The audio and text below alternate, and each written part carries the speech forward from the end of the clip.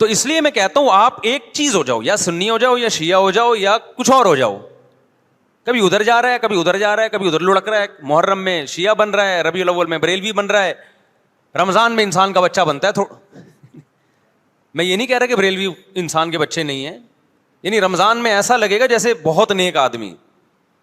تراویح میں پہلے 3 دن دیکھو نا آپ.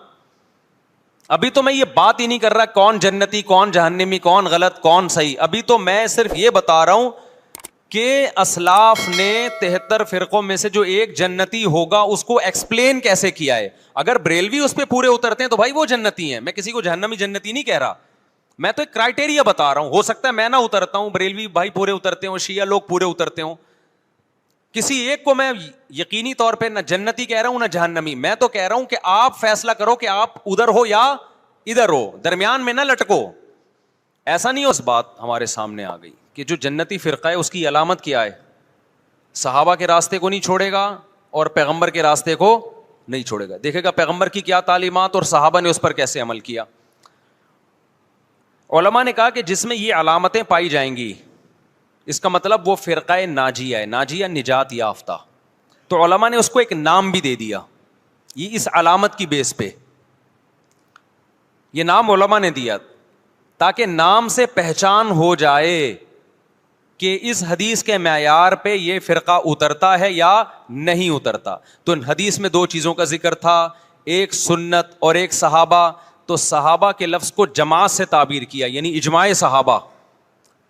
صحابہ کا جو اجماع ہے نا اس کے خلاف نہ ہو, صحابہ کے راستے سے نہ ہو, اس کو الجماع کہا گیا اور نبی کے طریقے کو سنت کہا گیا. تو اس لیے اس فرقے کا نام جو نجات یافتہ تھا اسلاف نے نام رکھا اہل السنت والجماعہ. کھوپڑی شریف میں بات آ گئی, اہل سنت والجماعت جو حدیث کو بھی مانتے ہیں اور صحابہ کو بھی مانتے ہیں. لیکن ظلم یہ ہوا کہ بہت سے لوگ جو نہ سنت کو مانتے نہ صحابہ کو مانتے, انہوں نے اپنا نام اہل سنت والجماعت رکھ لیا. حالانکہ نام میں کچھ نہیں رکھا, اصل کیا ہونا چاہیے, کام وہ ہونا چاہیے جو سنت اور جماعت کے مطابق ہو.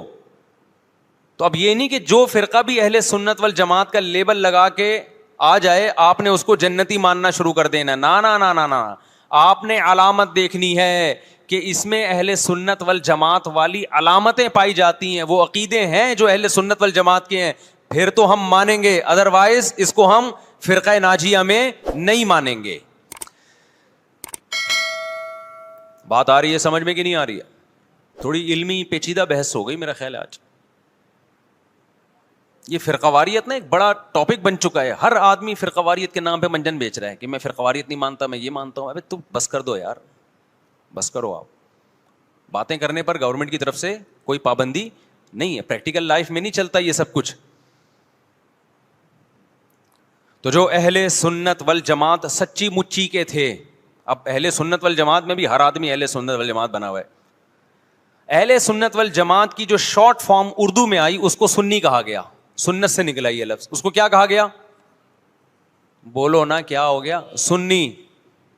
یہ اہل سنت والجماعت کی کیا ہے, کیونکہ اتنا ٹائم نہیں تھا پاکستانیوں کے پاس کہ وہ اتنا لمبا نام لیتے اہل سنت والجماعت, تو انہوں نے اس کو کیا کہنا شروع کر دیا, وی آر سنی.